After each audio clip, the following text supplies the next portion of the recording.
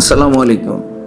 আমি সৈয়দ হারুন রশিদ, সৈয়দ বাড়ি এবং সৈয়দ বংশের একজন সন্তান। আমরা আমার বাবার স্মৃতিতে কিছু সেবামূলক কাজ করব। তারই প্রেক্ষিতে আমরা একটা ফাউন্ডেশন গড়ে তুলি আমার বাবার নামে, যার নাম সৈয়দ মোবারক আলী ফাউন্ডেশন। এই সৈয়দ মোবারক আলী ফাউন্ডেশনের মাধ্যমে আমাদের গ্রামে আশেপাশের স্বাস্থ্য সেবার জন্য আমরা এই উদ্যোগটি নিয়েছি, যার মূল উদ্দেশ্য হচ্ছে জনসেবা, গ্রামের মানুষদের আমাদের এই সেবা প্রদান করা। 23শে অক্টোবর রোজ বৃহস্পতিবার আমরা ফ্রি মেডিকেল ক্যাম্পের আয়োজন করেছি, যার কথা না বললেই নয়। আমারই বড় ভাই প্রফেসর ডক্টর শহীদুল ইসলাম, তার দীর্ঘদিনের ইচ্ছা ছিল তিনি এই মোবারক আলী ফাউন্ডেশনের ভিত্তি গড়ে তুলবেন। যাই হোক, অবশেষে তিনি এই কাজটি সম্পন্ন করলেন। তার নিজের প্রচেষ্টায় অক্লান্ত পরিশ্রম করে এই প্রতিষ্ঠানটি তিনি দাঁড় করিয়েছেন এবং গ্রামেরও দীর্ঘদিনের প্রত্যাশা ছিল যে এই এত বড় একজন ডাক্তার, তার কাছে আমরা কোনো সেবা যাতে পাই বা সে আমাদের জন্য কিছু করবে। তাই গ্রামের লোকেরও প্রত্যাশা পূরণ হলো। তাই আমরা এই ফাউন্ডেশনের মাধ্যমে আমরা এই গ্রামের জনসেবা, স্বাস্থ্যসেবা এবং শিক্ষা সেবা আমরা এগিয়ে নিয়ে যাব। এবং আমার বড় ভাই প্রফেসর ডক্টর শহীদুল ইসলামের কাছে আমার প্রত্যাশা থাকবে, ফাউন্ডেশনটি চালু করলাম, এই ফাউন্ডেশনের কার্যক্রম দ্রুত গতিতে এগিয়ে যাবে, এই প্রত্যাশাই করছি। বর্তমান এই ফাউন্ডেশনের সভাপতি আমারই ভাই শহীদুল ইসলাম, তার উদ্যোগেই এটি এগিয়ে যাবে। তিনি এই ফাউন্ডেশনের গঠনতন্ত্র নিয়ে কাজ করে যাচ্ছেন। এই মোবারক আলী ফাউন্ডেশনের ব্যাকগ্রাউন্ডে যে আরেকজন লোক কাজ করেছেন, তিনি হচ্ছেন আমাদেরই জামাই assistant professor doctor Raihan Hamid.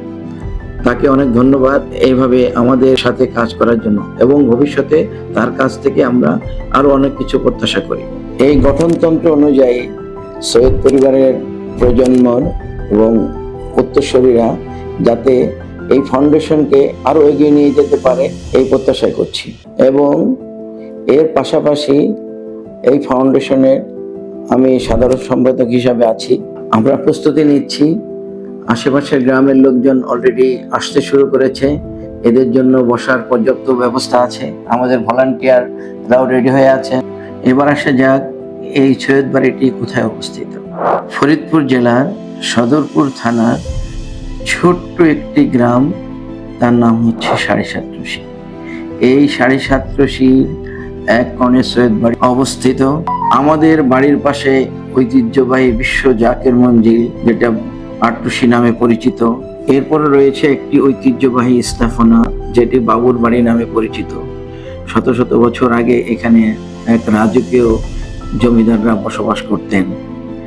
এবার আসা যাক 2200 শিব সুন্দরী একাডেমি, যেখানে আমি নিজে পড়াশোনা করেছি এবং পরিবারের প্রায় সকলেই পড়াশোনা করেছেন। এই গ্রাম আমার সেই ছোটবেলার স্মৃতি মনে পড়ে যায়, যে সেই ছোটবেলায় এখানে কাটিয়েছি। এই 2200 শিব সুন্দরী একাডেমি, বাবুর বাড়ি, আটরশি, কি যে মধুর সেই স্মৃতি, আজও সেই মনে পড়ে সেই ছোটবেলার স্মৃতি। এখানে 10 জন বিশেষজ্ঞ ডাক্তার দিয়ে আজকের এই ফাউন্ডেশনের এবং আমাদের এই ফ্রি মেডিকেল ক্যাম্পের পরিচালনা করা হবে। এই মেডিকেল ক্যাম্পটি যাতে সুশৃঙ্খল ভাবে পরিচালনা করা যায়, এই জন্য আমরা কিছু ভলান্টিয়ার, স্বেচ্ছাসেবক এবং কিছু নার্সের ব্যবস্থা করেছি। এবং আমাদের থানা থেকে পুলিশ ভাইরাও আছেন। এখানে যারা কাজ করেছেন তার বেশিরভাগই হচ্ছে আমাদের এই সৈয়দ পরিবারের যুবরা, যারা আমাদের এই পরিবারের ভবিষ্যৎ, এবং আশেপাশের আরো আত্মীয় স্বজন, গ্রামের আরো কিছু লোক, সবাই মিলে কাজ করছেন। এতক্ষণ আপনারা দেখলেন ফ্রি মেডিকেল ক্যাম্পটি। আমি এখন কিছু কথা বলে শেষ করতে যাচ্ছি। সৈয়দ মোবারক আলী আমার বাবা, আমরা 6 ভাই 5 বোন। আমার বাবার নামে যে ফাউন্ডেশন হয়েছে, গ্রামবাসীর কাছে, অত্র এলাকার লোকের কাছে আমার বাবার জন্য দোয়া চাই, আমার বাবা যেন ব্যস্ত হচ্ছে, এবং এই কাজটি আমরা যাতে আপনাদের জন্য করে যেতে পারি, এবং আমাদের পরের প্রজন্ম যাতে এই কাজটি ধরে রাখতে পারে। আমরা এই জনসেবায় কিভাবে অনুপ্রাণিত হলাম? যাদের কাছ থেকে আমরা অনুপ্রাণিত হয়েছি, আমার বড় ভাই সৈয়দ মোয়াজ্জেম হোসেন, এরপরে সৈয়দ মানোয়ার হোসেন, তিনি ছিলেন এই গ্রামের একজন অভিভাবক। তার কাছ থেকে আমরা দেখেছি, শিখেছি কিভাবে এই গ্রামের পাশে, মানুষের পাশে তিনি থাকতেন। আজ তিনি নাই, আল্লাহ যেন তাকে ব্যস্ত নসিব করেন। এরপরে আমার আরেক বড় ভাই, তার কাছে গ্রামের অনেক প্রত্যাশা, মানুষ চায় যাতে তার কাছে সেবা পায়। তিনি বাড়িতে আসলেই মানুষ তার সেবা পাওয়ার জন্য চলে আসেন। ফাউন্ডেশনের মাধ্যমে মানুষ আরো বেশি প্রত্যাশা পাওয়ার জন্য উদ্গ্রীব হলো। আমার ভাইয়ের কাছে আমারও প্রত্যাশা, এই প্রতিষ্ঠানের মাধ্যমে আমরা আমার এই গ্রামের লোকদের সেবা দিব এবং পাশাপাশি গ্রামবাসীর পাশে থাকতে পারি, সেই প্রত্যাশা করি।